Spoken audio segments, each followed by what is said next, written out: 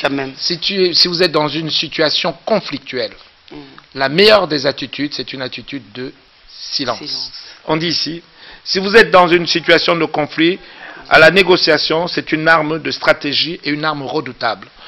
Tu sais, généralement, quand tu vas partir en concertation et en dialogue, d'accord, il y a un temps pour parler, il y a aussi un temps pour se taire.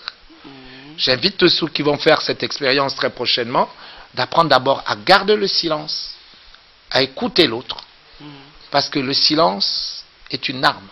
Est-ce que le silence ne serait pas une arme pour le faible? Non, pas du tout, c'est une preuve de sagesse.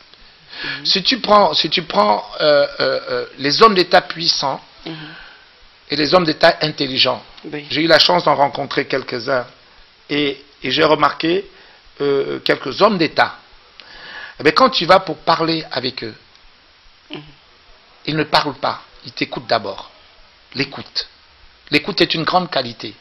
L'écoute sous-entend le silence.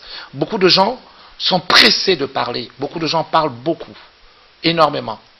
Mais en réalité, ce qu'ils sont en train de dire n'est pas consistant. Donc, la consistance même de ce que tu vas dire requiert une certaine méditation, une certaine maîtrise de la langue. Pas du parler, de la langue. C'est-à-dire avoir une bouche bridée, une bouche... Avoir la maîtrise de sa langue. Oui. Oui. Alors, vous avez donné quelques exemples. Allons-y. On va prendre, utiliser le silence dans un conflit avec diplomatie. Comment ça se passe? Disons que quand tu ne dévoiles pas tes batteries, en fait. Quand tu vas dans un conflit diplomatique, même avec un autre pays, tu ne devrais pas parler en premier. Tu dois prendre du recul. Comprendre exactement où va l'autre. Mais si tu viens, tu dévoiles tout, parce que c'est une tactique, en fait. Parce que la personne à qui tu ne dis pas tout, ou tu supputes, tu vas le laisser son imagination galoper. Donc, le fait de ne pas trop parler vite, ceux qui parlent vite et beaucoup, en fait, font beaucoup de dégâts. Et tu prends du recul, tu prends le temps de te poser, tu prends le temps d'observer, tu prends le temps d'écouter, tu prends le temps d'analyser. Il y a un temps pour tout, il y a un temps pour parler, il y a un temps pour réfléchir, et il y a un temps pour passer à l'action. Et puis, savoir utiliser le silence en politique, que voulez-vous dire par là? Disons que le silence en politique, c'est avoir d'abord l'esprit de concision.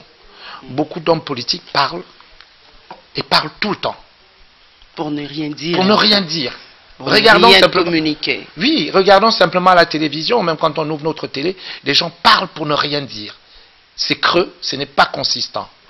Si tu as l'esprit d'analyse et que tu écoutes ce qu'il est en train de dire, à la sortie, il règle des comptes, mais il ne dit rien. Nous avons besoin qu'on nous dise des choses vraies, mais des choses fortes. Ange Trésor, si tu vois un homme qui est posé, qui est calme, fais attention. C'est quelqu'un qui a de la consistance. Il en est de même dans les couples, il en est de même dans les affaires, il en est de même dans le monde des affaires.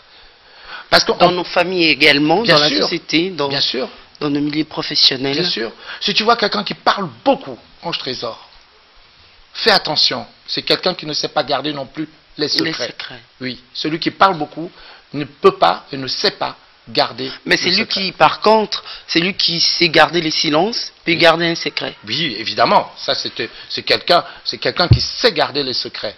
La raison pour laquelle vous avez dit savoir se taire et écouter, comment ça se passe? Disons que savoir se taire et écouter, Ange Trésor. Tu remarqueras que les personnes qui viennent, ils veulent absolument prendre la parole. Ils veulent prendre la parole. Ange Trésor, moi, quand je sors d'ici, je ne sais plus parler.